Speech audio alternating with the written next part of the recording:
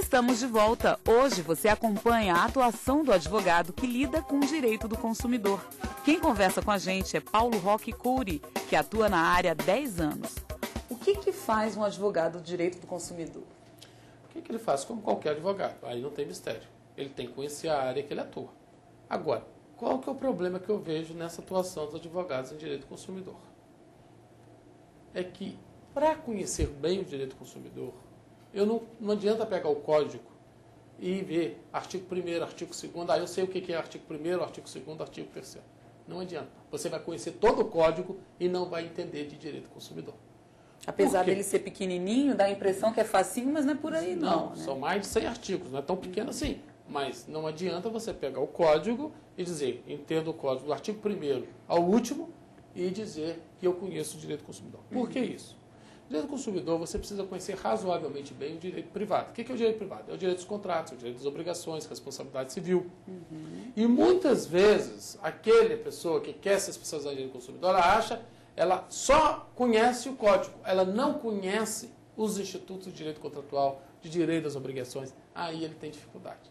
Aí ele não consegue, por exemplo, resolver questões, porque o código ali, na letra fria dele, ele não te dá solução.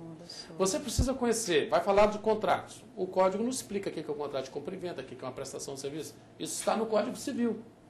Se você não conhece isso lá no Código Civil e conhece bem, você não consegue fazer uma boa defesa. Da mesma maneira, a questão da responsabilidade civil, das indenizações. O código apenas diz, se o consumidor teve prejuízo, tem que indenizar. Mas como indenizar? Qual montante indenizar? O que é um dano moral? O que é um dano material? Você precisa ir aos outros diplomas legais, no caso aí o Código Civil. Meu nome é Arthur Fernandes e eu gostaria de saber qual o melhor campo para atuar, como autônomo ou ligado às empresas. Eu sou da ideia de que você deve trabalhar com o menor custo possível. Você começando, ingressando no mercado de trabalho, o ideal é que você não tenha um custo muito elevado.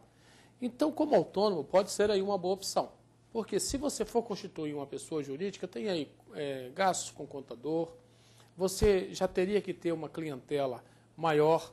Deixa a formação da pessoa jurídica para um segundo momento. O importante nesse momento é o cliente que você tiver, você dedicar a ele toda a atenção. Meu nome é Caio César Guiar Borges e eu queria saber quais os tipos de clientes que o advogado de direito do consumidor pode atender. O advogado em direito do consumidor pode atender o próprio consumidor, as associações de defesa do consumidor e pode atender também o próprio fornecedor. Como falamos aqui, o fornecedor precisa conhecer razoavelmente os direitos do consumidor para evitar riscos demasiados no mercado. Então, o trabalho preventivo junto ao fornecedor, ele costuma dar muitos resultados e geralmente é muito bem pago no mercado. Então, isso pode dar resultado. Agora, dizer, eu sou advogado especialista em direito do consumidor, só advogo para o consumidor, isso não existe. Você tem que, com ética, poder defender tanto o consumidor quanto o fornecedor.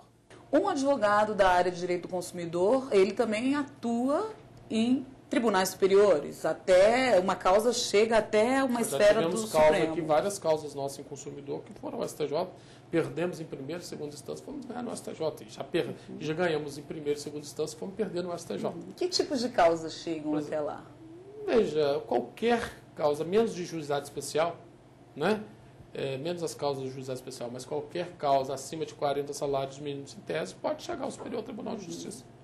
Então, nós tivemos causa aqui de um seguro de mais de 4 milhões de reais, que a seguradora não queria pagar a consumidora, fomos aí, perdemos em primeira e segunda instância, ganhamos no STJ. E ganhamos, invocando o Código de Defesa do Consumidor. E quais são os tipos de causa que um advogado de direito do consumo mais lida no dia a dia? Veja, a situação hoje que tem dado muito problema é cartão de crédito. Defeito de veículos, relações bancárias, juros bancários. O consumidor contrata e depois ele percebe que ele está devendo muito mais do que ele imaginou. Então, essas situações aí dos tribunais estão repletas de causas nesse sentido. Meu nome é Juan Alves, eu queria saber quais são as áreas contempladas pelo direito do consumidor.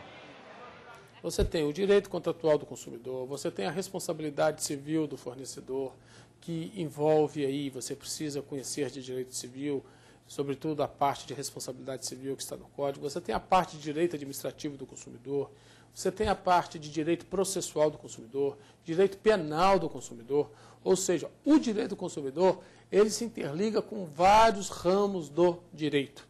E é preciso conhecê-los razoavelmente bem para que você tenha uma boa atuação no direito do consumidor. Ah, mas eu não gosto de direito penal, então você não precisa atuar em direito penal do consumo, mas você pode atuar em áreas, por exemplo, como direito contratual do consumidor.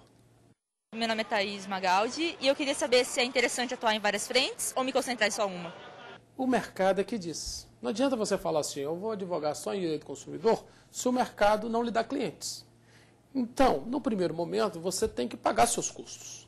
Você tem que se viabilizar financeiramente.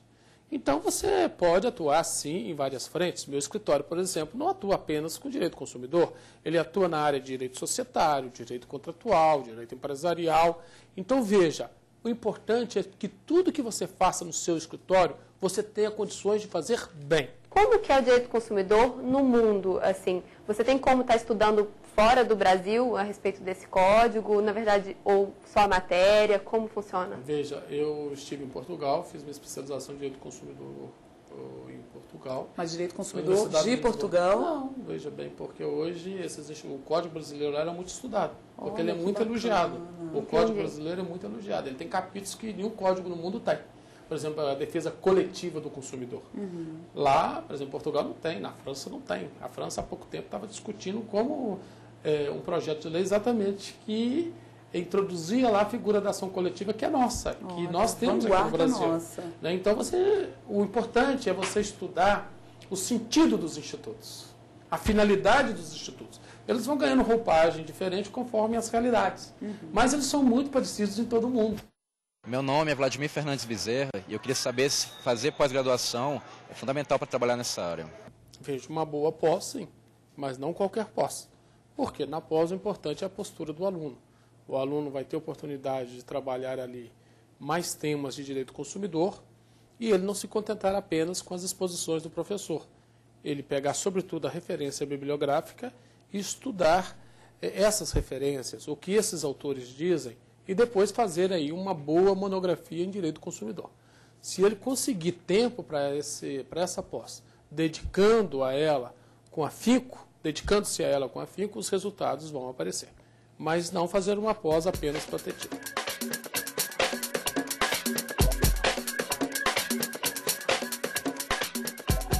Eu acho que o estudante brasileiro estuda pouco. Concorda?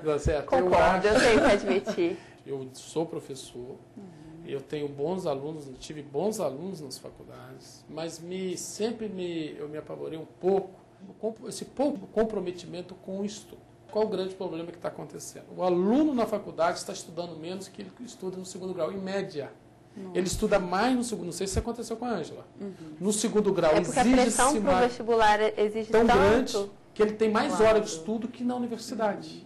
Isso é um contrassenso. E a faculdade de Direito, doutor Paulo, não sei se o senhor concorda, mas também há uma banalização, porque cada vez mais faculdades, cada vez mais alunos dentro de uma sala, esse é outro o que problema. acaba comprometendo o estudo. A mercantilização exagerada do ensino. Devem ter lucros, sim, mas banalizaram muito. Então, eu acho que tem que forçar o aluno a estudar. Você tem que exigir do aluno. Então, eu acho hoje que o aluno ele precisaria estar usando melhor seu tempo. Boa parte deles. Há uma minoria que estuda muito. E essa minoria que está se dando que brilha. Essa minoria que está brilhando no mercado. Depois do intervalo, os livros para quem está de olho nessa área de atuação e mais informações sobre a carreira.